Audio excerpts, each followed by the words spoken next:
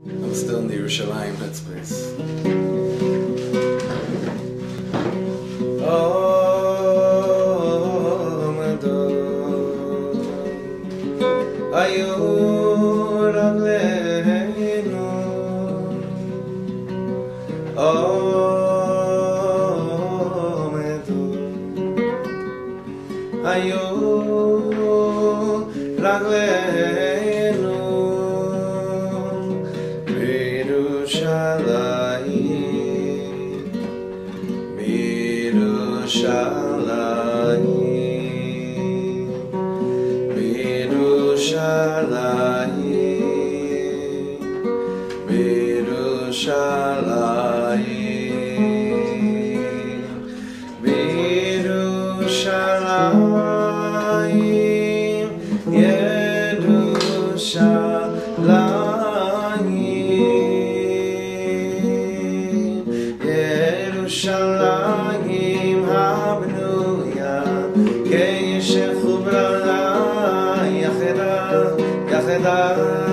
Yerushalayim habnuya, Yeshchubrala yachedam yachedam. Om Yuragleinu, Om Yuragleinu, Bishalayich Yerushalayim. Om Yuragleinu, Yuragleinu, Bishalayich Yerushalayim, Yerushalayim abnuya, Yeshchubrala yachedam yachedam. Yerushalayim abnuya, Yeshchubrala yachedam yachedam. Oim Yuragleinu, Oim Yuragleinu, Bishalayich Yerushalayim.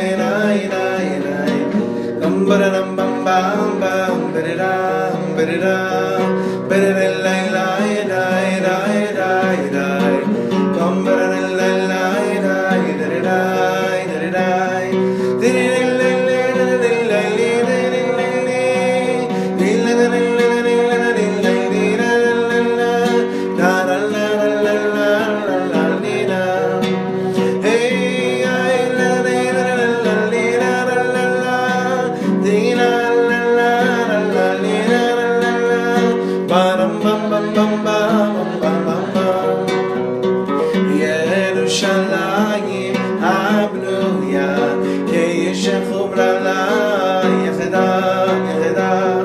Yerushalayim habnuya, Yeshchubrala yachedam yachedam. Oim Yuragleinu, Oim Yuragleinu, Bishalayich Yerushalayim.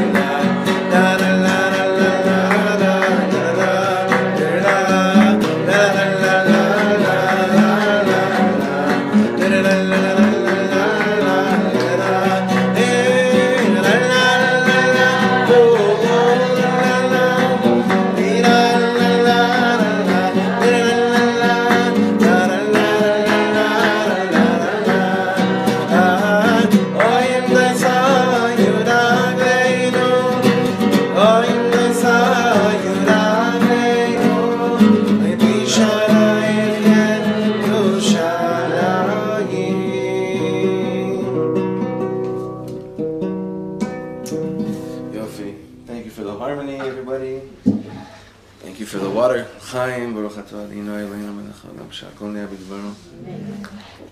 Welcome everyone. Thank you so much for coming, for joining us here, and to the Chevra online. Thank you so much for being with us as well. I hope the camera's working this week. All right, so Yofi, it looks like it is. Okay, I'm so glad. All right, like we mentioned last week, something very important. But before that, I'm sorry, I want to dedicate tonight's learning the Ilui Nishmas Nachum Shimon ben Yitzchak Aryeh. And that's our dear friend Toby's Abba, who left the world about 6 days ago. Toby and Chaya, they come and sit with, they learn with us quite often. They live right around the corner. Dear, dear friends. These should be Mamash Le'ilui Nishmato Nachum Shimon ben Yitzchak Aryeh. And for the Refuah Shlema of Yehudit Rivka Bat Feigi. So I've never been more excited to learn Parsha, to learn Sefer BaMidbar, to learn Parsha BaMidbar, to learn this fourth book of the Torah. Every year, the Parshiyot just really, really have a life of their own. They get deeper and deeper and deeper. But every year, when it comes to right before Shavuot, we learn almost every single year this Parsha that we're learning right now, BaMidbar, comes right before Shavuot, almost always. And obviously, in Israel, the week that comes right before Shavuot takes on a completely different meaning with Yom Yerushalayim. As much as Yom Yerushalayim is a fun thing to do in Chutz La'aretz, it's not, you don't really feel Yom Yerushalayim until Yerushalayim. You can't be in Petach Tikva, you have to be in Yerushalayim. Not that there's anything wrong being Petach Tikva, but you really have to be there. So I'm still very much flying. On the one hand, I'll explain in a second, hopefully this will come out clear. On the one hand, I'm still flying from yesterday. Flying because I can't express in words what it means to be with so many people, so many Jews together in a place where so many Jews used to get together forever. It's like the one place. Imagine if you know that this place that you were going on a date with someone that you love, that this same exact place was a place where so many couples fell in love, or so many couples had their first experience of feeling something towards one another for thousands of years. And then you go back to the same place. So I feel that when we go back, when we're in Yerushalayim, it's like, it's so amazing because we're on the date, but what's so heartbreaking is that we're not really in the same place where everyone fell in love with each other. We're outside the restaurant and we're not even banging on the door to them to let us in. We've been okay by settling for a table in the garden, but we want a table by the kitchen. So that's why it's very bizarre to see so much simcha, so much happiness, by being given tables on this holy date, but not really being served directly from the cook, from the chef. We're kind of like, we're outside, and obviously what I mean is that we're definitely celebrating on the wrong side of the wall. It's very, very bizarre. It's really the most weird. It's Olam Hazeh. Like last night to me is like, this is exactly Olam Hazeh, this world where you get so close, but it's still, until Mashiach comes, until the great day comes, it's still not really. It's not really that, but it's pretty close. We're pretty close to it. But that wasn't the only reason why yesterday was so bizarre. Like many of you know, and I think some of you were there. Yeah, were you there? You were there yesterday. So for many years now, it's probably like 12 years already, I have the privilege of singing with one of the sweetest singers in Israel, one of the most special people in the world, my dear friend Chaim David, by the Kotel on this Yom Yerushalayim night. And there's literally, it's the biggest thing I've ever been privileged to do. It's easy 85, 90,000 people, just right there. It's crazy. But that's not what's so amazing. The fact that it's right there, but you're right next to the Kotel, you're right next to Rabbi is what's amazing. And what's heartbreaking is that they make us come so early to do sound check and sit down. That's a little bit heartbreaking, but that's not the really heartbreaking part of it.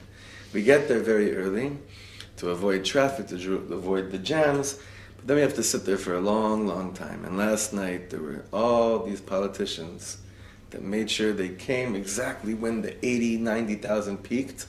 Then they got up and had to speak. And certain Rabbanim got up and spoke right then when the peak was there.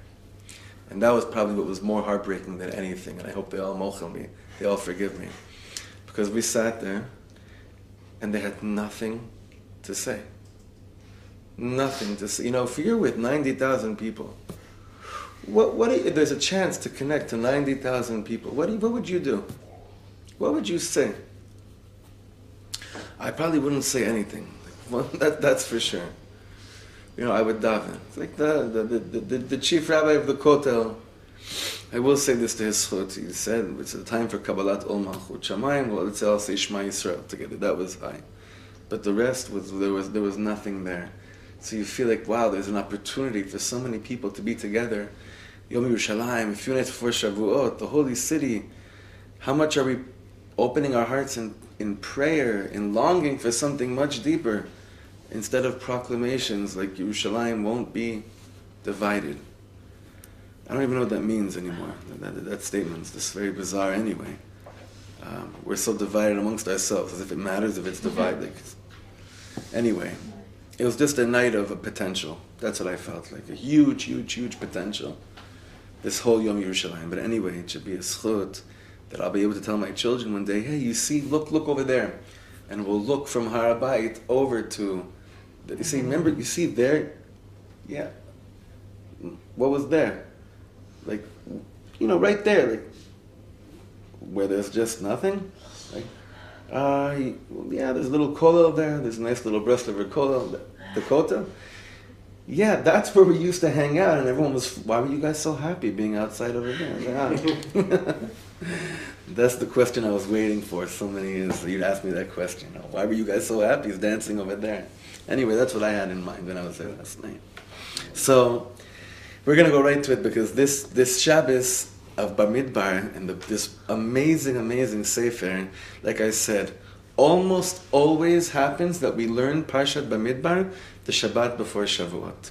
Now, last year, in the Shiur that we had here, I was so tempted to learn this piece with you, but there was another piece which mamish got my heart, and we learned it last year, and I'll send it out again this year, which was a brilliant piece from Rabbi Tzadok HaKohen of Lublin, explaining what the Yom HaMiyuchas was. What there was a day that comes. Do you remember this piece? I think it's on Gimel Sivan, this beautiful day where Am Yisrael were told, as we're preparing to receive the Torah, bring your Sefer Yochsin, bring your book of lineage.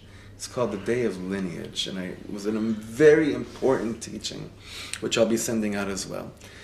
But I really wanted to learn this piece, and we began learning this piece last year in Yerushalayim, but really didn't finish it, didn't get to the meat of it. And before we go into tonight's text, just to explain where we're at right now.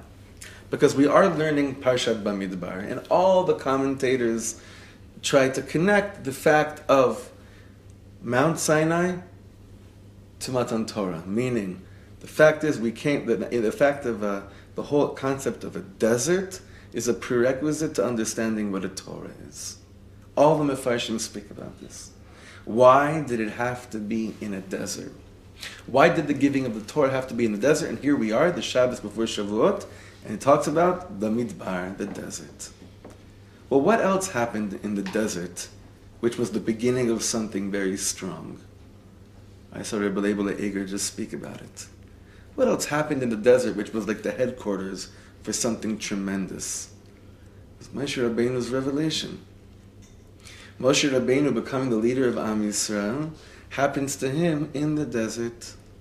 He was the shepherding the flock in the desert. He was the receiving of the burning bush. But the whole thing, by Moshe Rabbeinu, this whole thing was in the desert.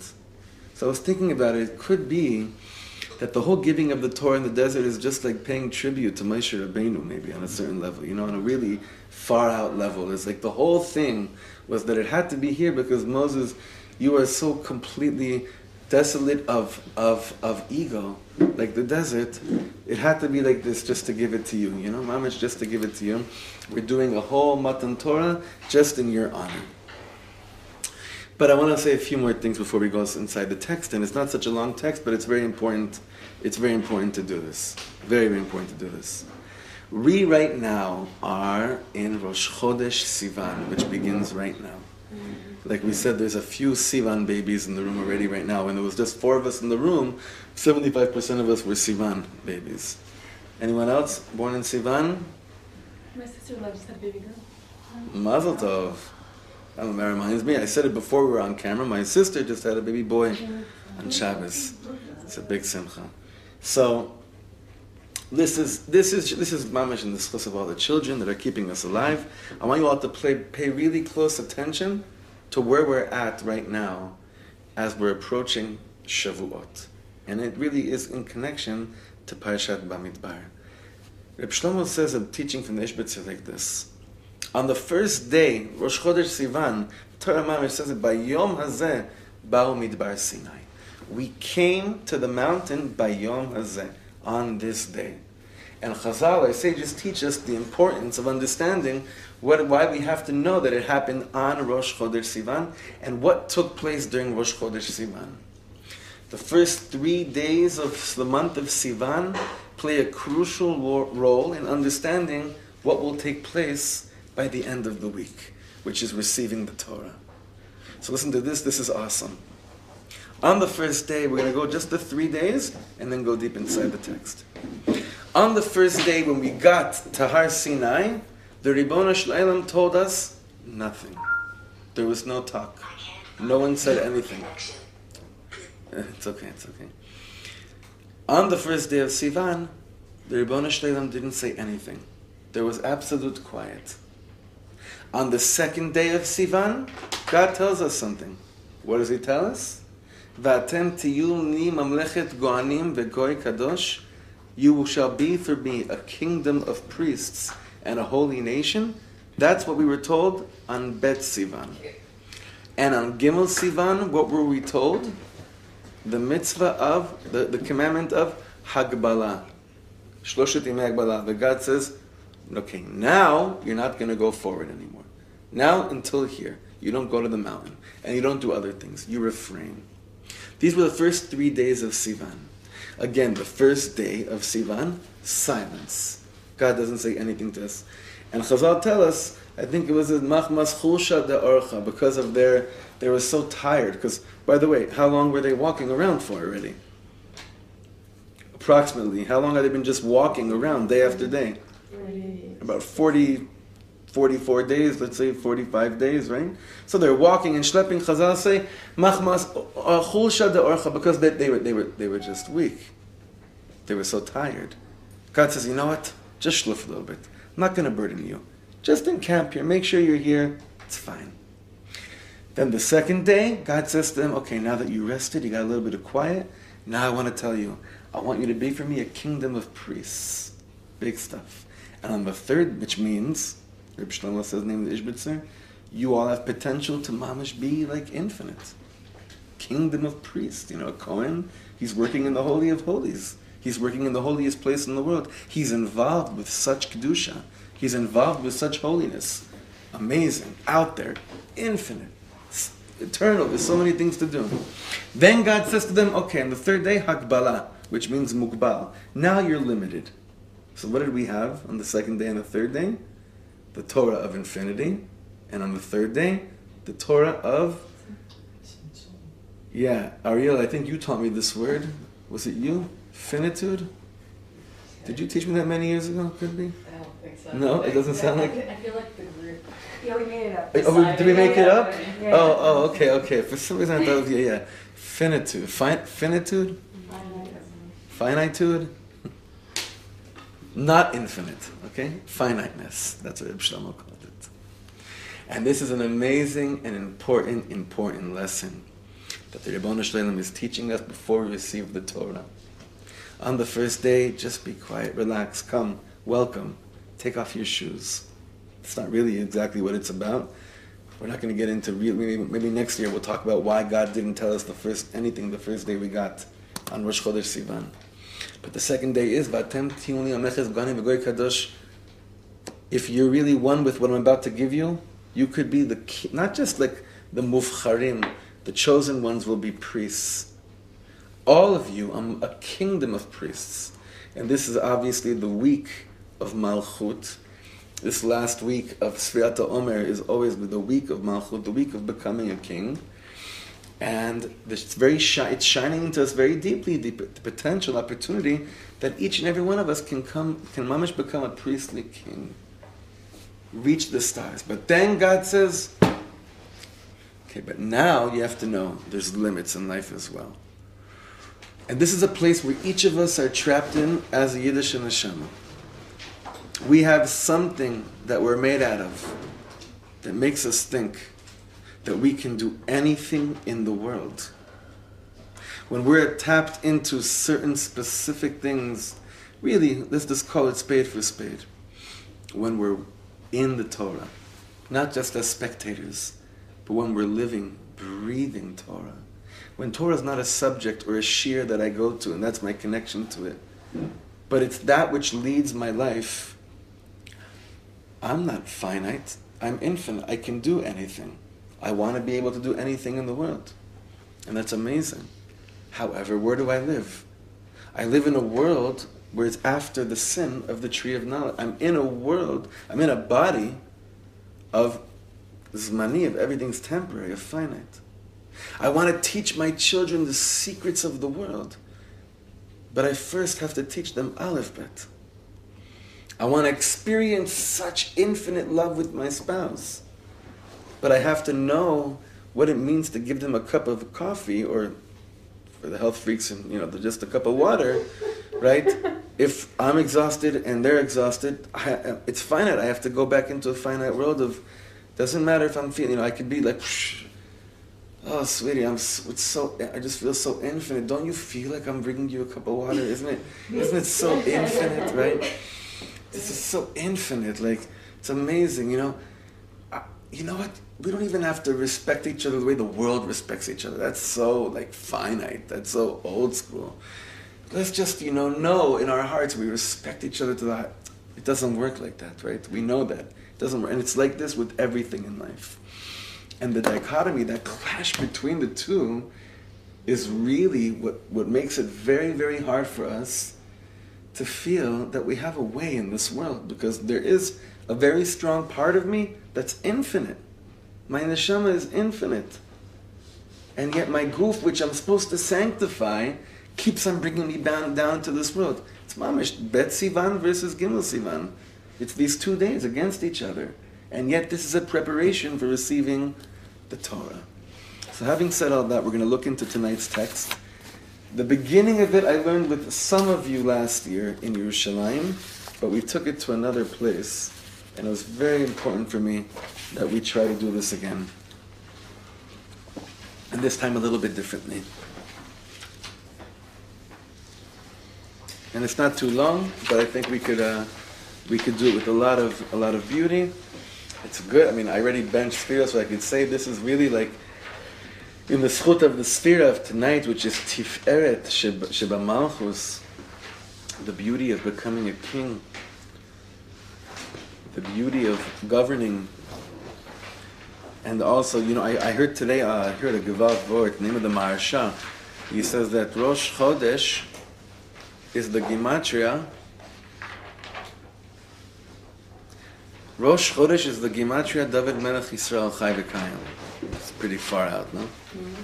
David Melech, which David HaMelech is the master of Rosh Chodesh, obviously. And he's also, this is Dafka, his month, his week, Shavuos, which is the Yortzeit, and according to our tradition, it's also his birthday. So, anyway, the gates are open for hopefully instilling within us very strong learning right now, and hopefully holding on to it as we go into Shavuot. So Rabbi Shlomo says like this. The Haftarah of BaMidbar, now he's going to the Haftarah. This is very rare that he does this. There's only one other parsha that he usually really teaches a lot out of the Haftarah, which is obviously Shabbos Nachamu, Beit Chanan, Nachamu Ami. But it's very rare that he's really big on the Haftarah over here. Look at this. The Haftarah of BaMidbar begins. V'hayam mispar b'nei Yisrael kechol hayam asher lo yimod ve'lo yisaper. What does that mean? And the number of Israel will be numberless, right? I'm going to translate it word for word. And behold, the number of Am Yisrael will be like the sand by the ocean, by the sea, which cannot be measured and cannot be counted. The number is not a number. The number is numberless. And then it says, "V'haya bimkom asher ye'amer lahem lo ami atem, ye'amer lahem b'ni kel chai." And at the very place where people will tell you that you are not God's people, God will tell you, you are children of the living God. So Shlomo says, so even if I wouldn't say anything, it's already mind-blowing, these words, right? Just on its own, with strong words from the Haftarah, you know. Our number is that we have no number, meaning the amount, you know, by the way, why is it talking about this in the Haftarah? Because obviously we do another counting, there's another census of counting Am Yisrael in the beginning of this Sefer, in the beginning of this, during this Parshat BaMidbar. So obviously the Haftarah is going to talk about it in a certain way. But here the Haftarah says you can keep on counting each other and get to certain numbers, whatever it is. But the truth is, you don't have a number. You have nothing to do with finite. You know, numbers are, like Rabbi Shlomo was once asked in 1979, how many songs do you have until now? And he said, you know, I'm very nervous to put a number onto that because anything that has a number is finite. And I don't want to ever make anything about my music finite, right? You don't put numbers on those things. That's also the reason why we don't say, you know, numbers of children, v'chulei. It's not just because by the way, that's a very, you know, non-Yiddish thing to do. You know that, right? But anyway, it's something much, much deeper than that. When we put a number on things, it's like you're putting a michseh, you're putting a tap, a cover, you're covering it. We're keeping it opened. Now look what Rabbi Shlomo says. What are we busy with in this world? On the one hand, we're living a very finite and limited life. When I don't sleep, I can't function the next morning. Someone came to the old Lubavitcher Rebbe and said, I would like to study all night and then tomorrow I'll be a different person. So the Rebbe says, yes, you will be different. Everybody will be learning and you'll be sleeping. So you have to sleep, you have to eat. You cannot be at two places at the same time. But on the other hand, I have such an urge to be infinite. I'd like to be in 15 places at the same time. And you know what? And when you start to get tuned into the world of Torah, you would love to be up 3 nights in a row. Like, that's not something that you don't want. You do have an urge, you do have a cheshek to be me'al hazman, to be above time, or me'al hamakom, to be above time and space. And what happens to us when we realize, like, wait a second, I can't. So what does it say about me? Am I tuned into who I am or am I not? You know, the tension there is very interesting. Some of us have no problem with you know, I don't know, I never had an urge to be infinite. I never had an urge to stay up every night. I never had an urge to, you know, talk to 13 people at the same time. In fact, talking to one person every 13 days is fine for me, right? What does this mean? Like, here he's saying something, Some of us want to connect so much to people that we'd love to be able to connect to many people directly at once. Mamish, like taking the finite me, just me, and making it very, very infinite, making it much bigger, endless. This is what this paragraph was. So, Reb Shlomo says sometimes we love people so much and we wish they would be infinite. And this is very, very, very important, this paragraph.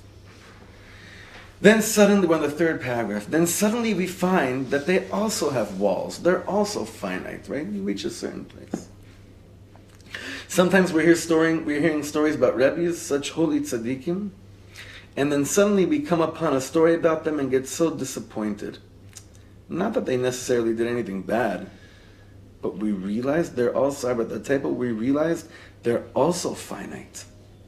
Gewalt, what a disappointment. He's also finite. What am I going to do now? Meaning, you know, for some reason we're able to be inspired the most by those people who seem to us the most not like me, the most infinite, the most not needing any boundaries and being able to lifrotz kol geder, being able to, to break through any limitation, right?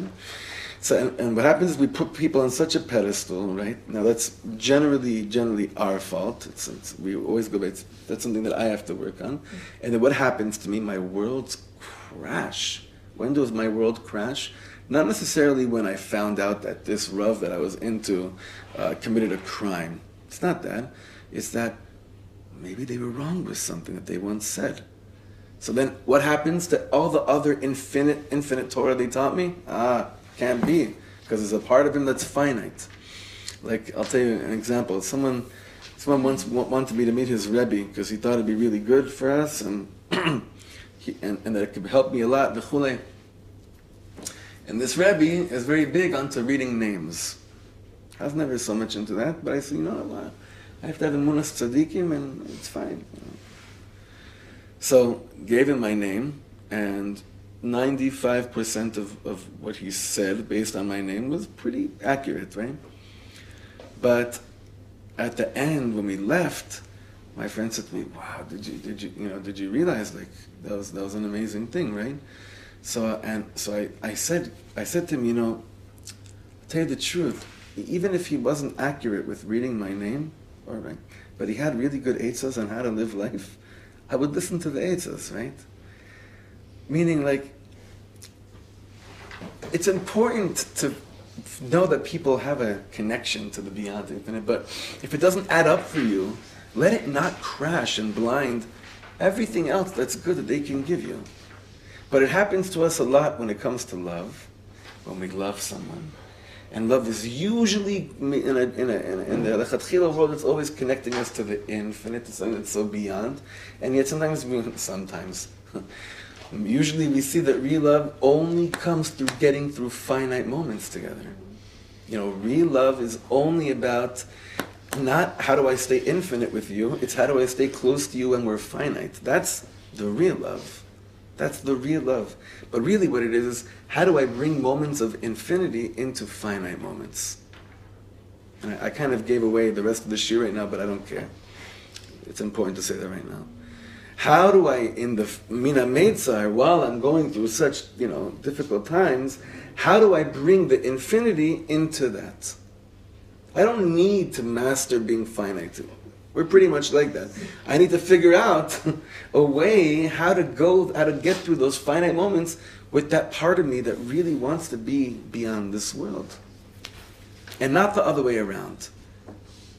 Sometimes what happens to us, we're feeling infinite, we feel like we can do anything, and before we ask God for anything, we say, no.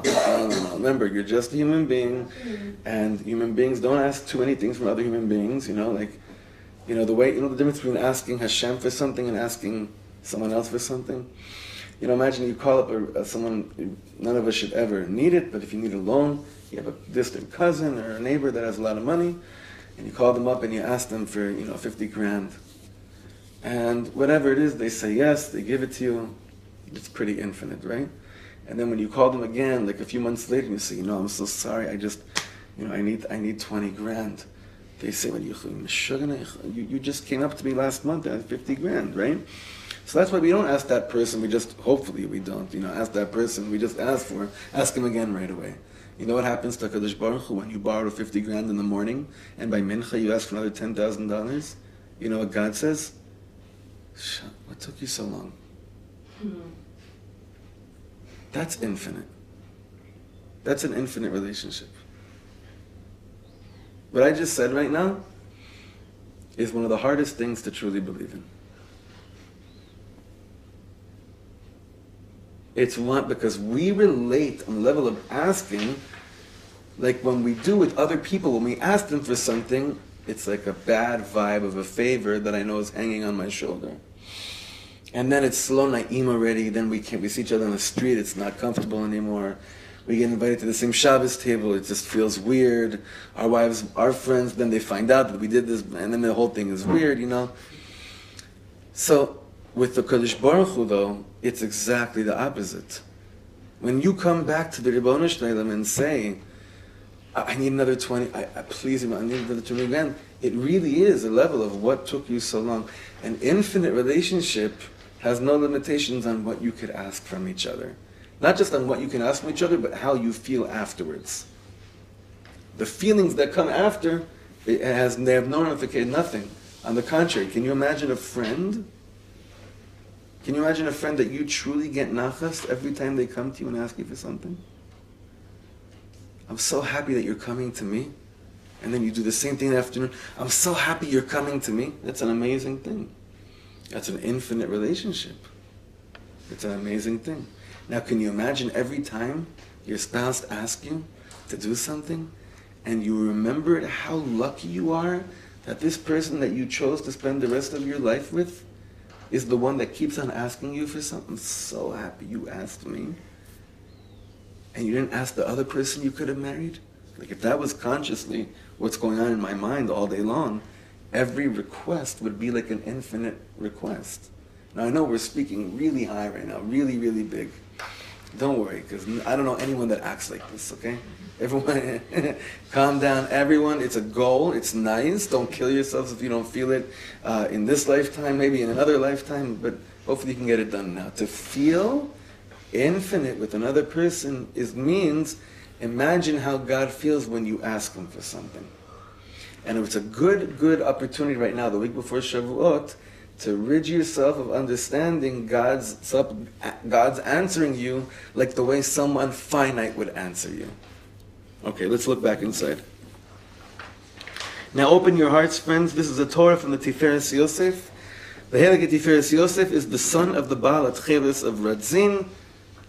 Just to make that a little bit clearer, the Tiferet Yosef's name was Reb Mordechai Yosef Elazar. He was the great-grandson of the Mea Shiloach. And I believe that it's his brother or uncle whose yortzeit was today, Reb Shlomo Radziner. Reb Shlomo Radziner was killed by the Germans, Yimach Shemam. May their name be blotted and erased forever, for eternity. And what this Reb Shlomo Radziner did was that he was in Auschwitz, or maybe Treblinka, and he saw that like everyone's going to die right now. There's nothing here. And it's the whole story. He took off his boot and he looked at the German. He said, "You think you have any dominion over me because of that gun?" And he showed in front of everyone. He took off his boot and whacked the German in the face. Wow. I mean, he was gunned down a second later, but that Nazi's burning in hell for eternity, and Reb Shlomo Radziner is alive for forever. Anyway, it's a big Gevura day, like a very, very strong day. Anyway, this is all from the same dynasty of Ishbitz Radzim. The Heiliger Ishbitzer says that the most infinite place in the world is the desert. You can do what you want to, go where you want. In this world, when I go right, I'm going to Chicago. When I go left, I'm going to New York. By the way, where is he if he says that? Well, no, honestly, I always try to figure this out. Where is he located if he said that? Pittsburgh. Ugh. Pittsburgh. Okay. I gotta ask. Pittsburgh. Wow, you're really good. In the desert, there's no north and no left. In this world, I go south. I'm going to Miami. I'm going. Oh, he's giving us more hints. I'm going north. I'm going to Boston. Yeah. Okay, wait a second. I just figured out where he was. West Orange. No, he's at a Ruach retreat. Yeah, and they would do it. Oh, that's so funny. Okay. I'm in the desert. Doesn't make a difference. You can go south, you can go north, you get nowhere. It's all infinite. It doesn't matter. There's no limits, right? Desert's a desert. It's just not that it's infinite, that you have everything, but that the feeling of there's no limits is everywhere. You get nowhere. You can go south, you can go north, you get nowhere. So he says, the deepest depths. Do you know what we have to do? You and I have to take this infiniteness and put it in the Torah. This is why the Torah was given to us in the desert. Now, what does that mean? Well, how does that make sense? It's very hard. What does that mean? This is why the Torah was given to us in the desert. What does that have to do with anything? Let me ask you a question. God says, keep Shabbos, don't eat pork, wear tzitzis, light candles, don't turn on lights, don't do this, do that. Does the Torah seem finite or infinite to you? Let's be mamish. The most finite is amazing. The Torah, just like if the Torah was given in a shul, it would be the worst thing in the world, right? Because the Torah is finite; it's laws, right? And the shul, right? I can't even say it's finite. Finite's a high level for some shuls, right? I don't know what's less than that. So here he's saying the Torah, which seems to be like laws, like you do this, you do that, like it has a number. There's how many laws are there? How much did you weigh when you were born? 613, right? You just said it before Shiur right now. That's what I'm saying. I'm putting you on the spot. These things have numbers. The Torah has numbers. And look, sometimes we look at people that are so into keeping Torah, and the smell that we get from them is what? God, you're so finite. You walk around thinking all day long about what you can do or can't do. Why would I ever want to be part of that? I want to fly. I want to soar. And unfortunately, so many people that teach Torah don't even attempt to bring infinity into the finiteness of the way the laws were given to us.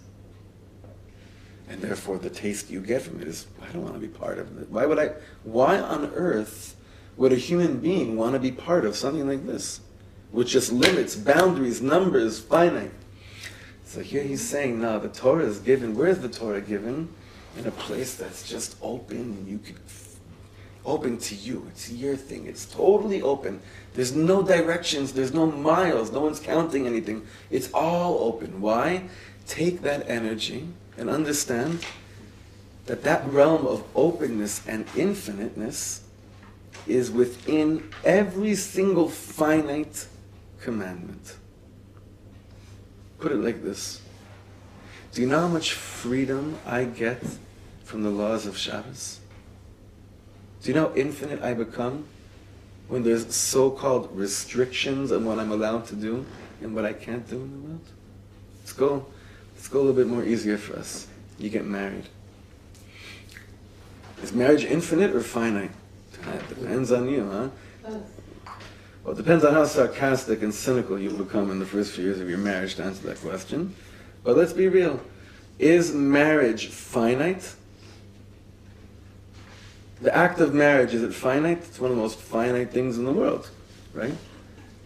But the potential of becoming one with one person in the world is the most infinite thing in the world. But there's no way to taste that infinity unless it's done through a finite act. There's no way. There's no way for you to taste what God has in store for you unless you take the infinity of the desert and you put it into the what did we say again?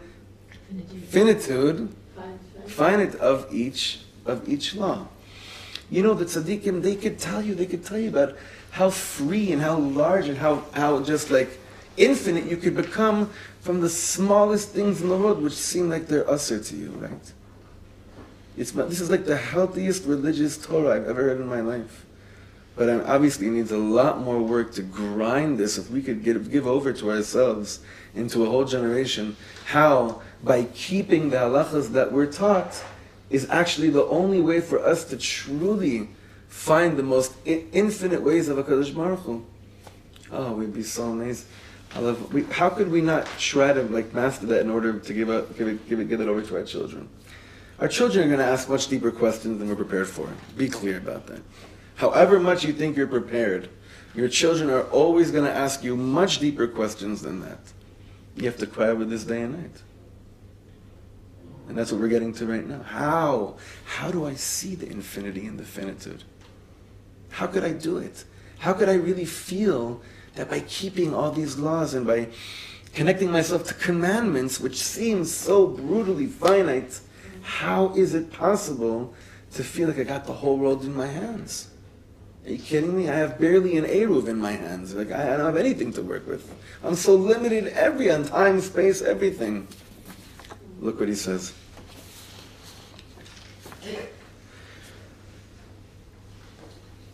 Bottom paragraph. But you see what it is. It's even more than that.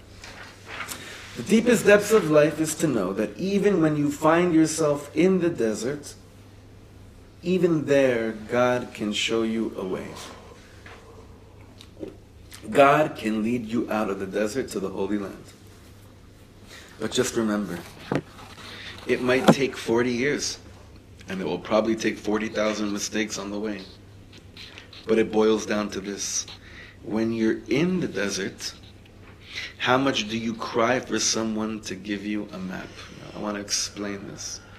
When you're in the desert, meaning when you're feeling infinite, when you're feeling that you can do anything in the world, but you can't relate it to people, how much are you crying to God for Him to give you a way to express that feeling of being infinite in Olam Hazeh, in this world? Musicians, I've seen them go crazy because their infinity of their... You guys, you live right across from the studio, right? That's where I met you? Sometimes we're sitting in the studio and we're going through a track and I'm realizing, oh my God, but it can go here, but we can take this, you could lose your mind.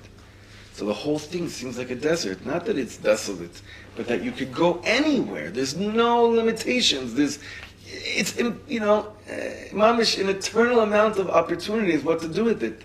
So Rabbi Shlomo says, when you're in that place, how important is it for you to find an expression in this world? Can someone give you a map and tell you, I'm going to take you to a place where you can actually actualize all this potential? Now, what is that place called in this world? What is that place of actualizing the potential of infinity in finite vessels? What is that place called in this world? Eretz Yisrael. Eretz Yisrael, the land of Israel. Remember, we're embarking on a journey over here. We're in BaMidbar in the desert, and we're 40 years, but where are we headed to the whole time that we're learning how to take infinity of manna falling down from heaven and sing it in my own life, of crossing the Red Sea and then knowing how to be a mensch to someone else the next day? Where are we on our way? We're on our way to Yerushalayim. We're on our way to Jerusalem because Yerushalayim is the headquarters of making peace between infinite and finite. In Yerushalayim, like for instance, in the whole, I know we're speaking really big tonight, but it's okay sometimes to really stretch our minds and our hearts and our souls. In the Beis HaMikdash, what was the most infinite thing what was the most finite thing that was also infinite? What does it say about something in the Beis HaMikdash? Ha'aron. Eino min hamida. The measurements of the ark, if you actually add up the measurements, it doesn't work out to the space that it was given. It was the Aron which carried the Luchot HaBrit, which carried the Mamish, the Torah. The Aron itself was a thing that had finite limits, right, measurements, but really it was beyond measurements. It wasn't even space for it. If you add up the measurements, it does not add up. Why? Because only in the Holy of Holies is there oneness between infinite and finite. Mamish, infinite and finite. Now let's go further. And this is the deepest depth, friends. Bottom over here. There are certain things, I know it's a little bit hot, I'm sorry air conditioning is not working that well, but we have to really go through this. There are certain things that I daven for and God answers me. There are certain things in my life that unless I cry like I'm in the desert, it's the only way to daven. There is no other way. Because for God to answer this prayer has to come from the deepest depths. You know what's amazing? When we pray to Hashem, what's usually like the magnitude of our prayer? What is it really about? It's usually about, I should have parnas, things should be good, everything should be okay. When was the last time you ever begged, cried before God, or asked God, can my soul please have an expression in this world? Can I please express myself in this world? Can you find a way for all those things which only you and I speak about? For that, can I have one friend in the world that I could tell them all these things that to everyone else they might seem completely nuts? You ever daven for that one friend? for that one person. All you need is one person. That before them, there's absolutely no shame. You could sound like the most infinite being in the world. But it's just until I'm able to find that person, I could go nuts. Just like, what's his name? Who cut off his ear? Van Gogh. And all the stories about Mozart and Beethoven, there's mamish endless amount of stories about these geonim, about these geniuses that were big neshamas, and almost felt tortured. Like, how can you give me such a big neshama in such a finite world? The Torah, Asher bachar banu mikol amim, v'natan lanu et Torato. The Torah is the tools to take the infinity and put it into finite kelim, which lead me to Yerushalayim.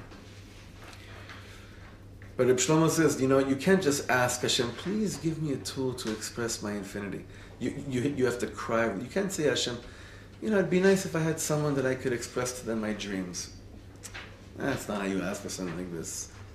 How much are you crying for a map in the desert? When you feel like you have the whole world, you feel so free, and yet you feel so lost because you don't see anything.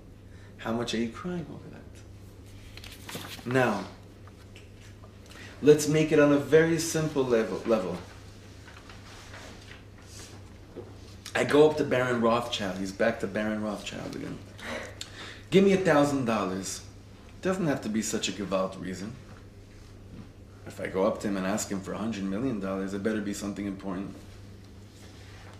When I ask God to make a way in my desert, meaning that I could find a way to get out of there and express myself in a good way, it better be something important. It better be something deep. So therefore, the Haftarah says, "B'makom asher yomar lahem lo ami atem." It's not that someone else tells me that I'm not really God's child. It's when I tell myself, just face it, I'll never find a way out of here. The prophet says, Yomar Elokechem b'ni kel chai. Now look what he does with this. I want you to know something so deep. If I would like to know how much my children know that I'm their father, they ask me for orange juice, they can ask the maid. That's not how I could see how much we're really close. They ask me for $10, they can ask that from anybody. Now look what it is. When they ask me for something impossible, and they know their father will do it for me, they'll find a way. Our connection hits me so strong. Look what he's saying over here. Something very interesting. Children ask for us all the time for different things, right? But it doesn't turn me on so much when my child asks me for something that anyone else can do. In fact, it seems like another bakasha. Oh, okay, you want this? You just asked me for that. You want this? Say there. Abba, turn on the light. Abba, do this. Ima, I need help with... Things that anyone else can do when our children ask us for them, they don't necessarily brighten our connection very deep. But when my child asks me for something that seems impossible, and yet I see they're coming for me, they're asking it from me, boom, then the light gets turned on. Something changes. Something happens. I see they're coming to me with their requests for, let's just call it infinity. They think that I could do that for them. Something gets turned on in me. Now, you're trying to think like, what would my child ask, Well, we'll see. Those of us that have little children, maybe not yet, but when the children get older, I'm sure, hopefully they'll ask their parents for things that you'd never think you could provide for them.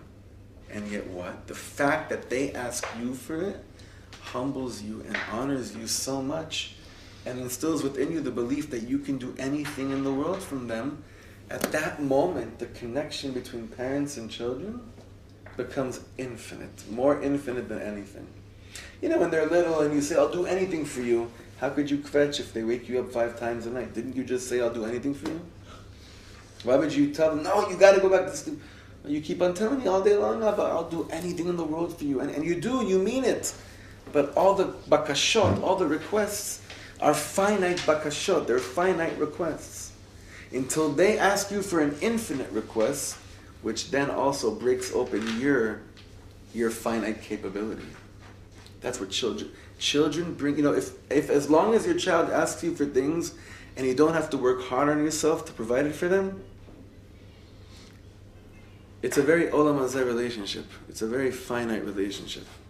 The second your child asks you for things that you can't imagine you could be able to do, whether it's to stay up with them all night, whatever it is, that at that moment, when something seems impossible and they ask you for it, that's when you mamish become their parent. For real. For real, for real. Parents are not here to provide finitude for their children. That too. Parents are here to attend for the infinity the child will bring out of their parents. So therefore, Rabbi Shlomo ends off by saying like this. Do you know when God is letting us know that we are the children of the living God? When we ask Him for a way in the desert, meaning when we're in that place that's completely desolate, that seems like there's no way, A, out of here, or B, to express on myself. At that moment, Hashem lets you know, oh, you finally understand that I'm not a soda machine that you put in whatever it is, 75 cents or $1.20, or I see now different airports like $2.25 for a can of soda, which is how we usually think our relationship is with God. I ask for something, if I have enough to put in, He'll give it to me. God is waiting for us to always ask Him for so much more than we think we are allowed to ask Him for. And that's the difference between the way we relate to the way we hopefully will relate to God when it comes to ask davening and for other people. Because we come from a people asher lo yimad velo yisaper.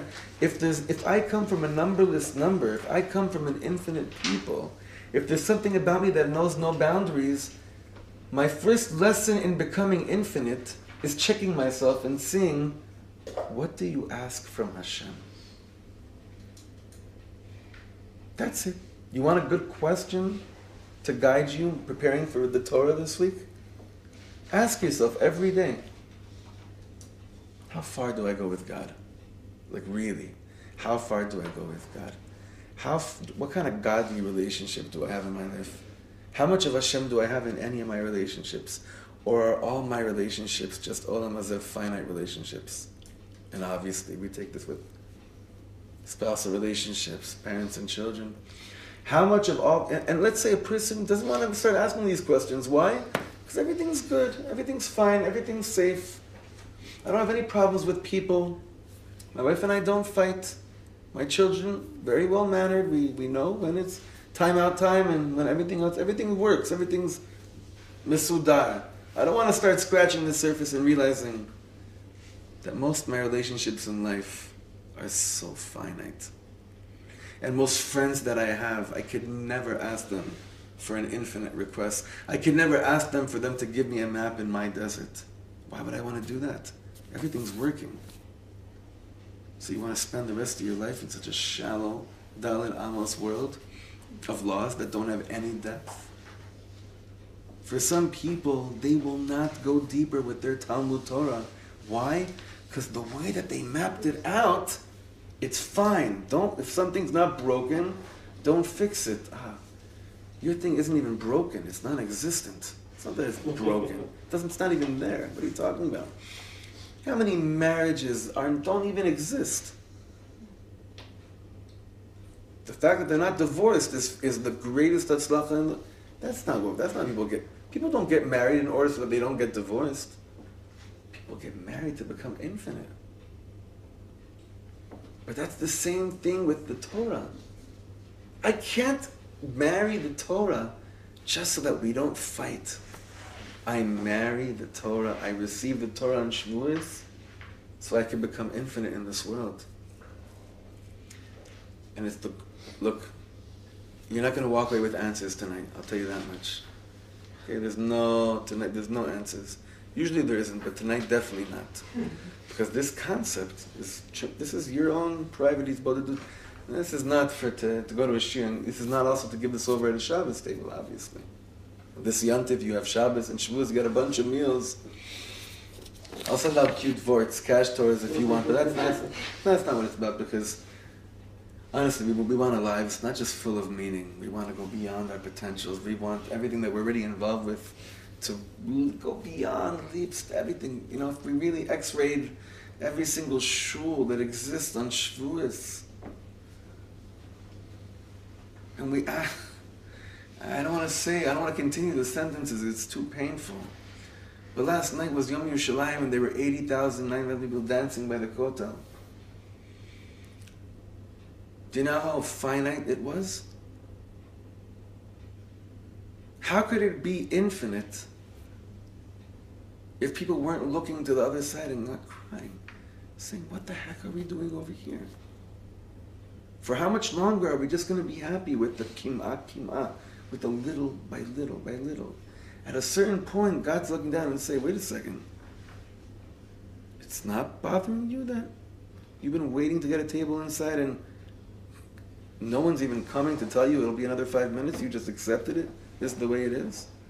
Such a potential for infinity, and we're okay with finite? That's painful. Sorry? I mean, mine is finite. Like, I guess I'm old and I remember, like, not being able to go anywhere near the hotel, climbing up to the roof of the Yemka, and the boys in the group like rice tree a million miles away. And like I go there every time. And I'm like, I wish I had that. I wish I had that. Like when how many years we could go anywhere near it. I wish. לא, זה מה שאמרתי. I wish. You have to be careful with ingratitude. You have to be careful. Like, yes, you know, it's like if your husband brings you a cup of coffee, maybe it's a little hot, a little too much milk. Thank you so much for the cup of coffee. And if he brings you, like, you tell him, hey, my Shlomo, my neighbor, he always brings such beautiful flowers to his wife. He brings you a handful of junk from the Long Island Railroad. And you say, wow, that's really pretty, thank you. You put it in a vase, and you make it nice, you make a fuss, you'll get roses. But if you really, I worry about that. I get upset at the beginning of the class. Good. What's that? So you see? You keep praising, thank you. You can say thank you and still ask for more. Yeah. Exactly. That's true. That's finite. That's 100%. Finite is saying thank you. Right. Absolutely. And infinite is? Thank you for what we have. That's what we do when we finish. We say thank you and then, okay. We'd like some more. Mamash, Reb Shlomo has a whole Torah on that. Very well, so Reb Shlomo, it's so good what Esli's saying. It's such an amazing thing. Reb Shlomo says, you know, it's amazing. God gives you a little bagel, and you say, thank you. No, a bagel because you wash. You say, no. You wash. You say, you get a little bagel, and while you're saying thank you for the bagel, you say, you know what? While you're at it, can you also like fix the whole world and build the basic mikdash? Why? It's a long Torah. We never learned it. It's an amazing teaching. He says that the secret of a yid, when it comes to, see, with a human being, you would never talk like that. Like someone invites you to their house, for a meal. So like you don't say that. Oh, but thank you so much. You don't mind if I just take over, if I move in here, right? You don't say that. Well, I have friends that have done that, but you don't usually say that. But with God, the point, the reason why He gave you something in the first place is that you feel close enough to ask Him for anything afterwards. And that's really that chibur between finite and infinite. The Torah was given to us not so that we could say, thank you, I'll go and try to figure this out on my own. The Torah is dafka unclear, because God wants you to keep on taking that and saying, okay, but what does this mean? What is it? Teachers, we always want to impress them after a shiur. Okay, does everyone understand? And when yeah. But really, what is God's going to say? Does anyone understand? And when you say no, please explain it to me deeper. That's the hana. That's the pleasure. That's the infiniteness. That's what He's kivyachol, so to speak, waiting for. Like honestly, a husband hopefully wants to, if he didn't get the coffee right, he doesn't want his wife to say, oh no, it's okay. He wants to know how to make it infinitely good for her. He wants to know. Obviously, alavai. But anyway, our relationship with the Torah. Our relationship with the Torah needs so much fixing. It's unbelievable. It's just so wacky. It's so crazy, and it's even a little bit scary when I think about it for myself. But Hashem can do anything. Hashem can enlighten the whole world in a split second. Yiratzon, it should be HaKadosh Baruch Hu's will, and our will as well, that when we receive the Torah, this coming Shavuot, that when it comes, when we say certain words, when there's certain moments, when we're standing there, we feel like it's Ki'ish Echad Belev Echad, just know that when Hashem is asking us, do you want this or not, do you want the Torah or not, what we say is, we don't say yes because we understand how good it is for us. We say, yes, I don't have any idea how good this is for me. Na'aseh v'nishma. But remember, part of the whole relationship with the Kadosh Baruch Hu, part of the whole thing, is that He's waiting for you to come back for another loan, for another deeper understanding, for another gift, for another sefer. When He puts you by the table and He gives you a bagel, He's waiting for you to ask for everything in the world. Levai, if we could do that with one person in our life, it'd be so special.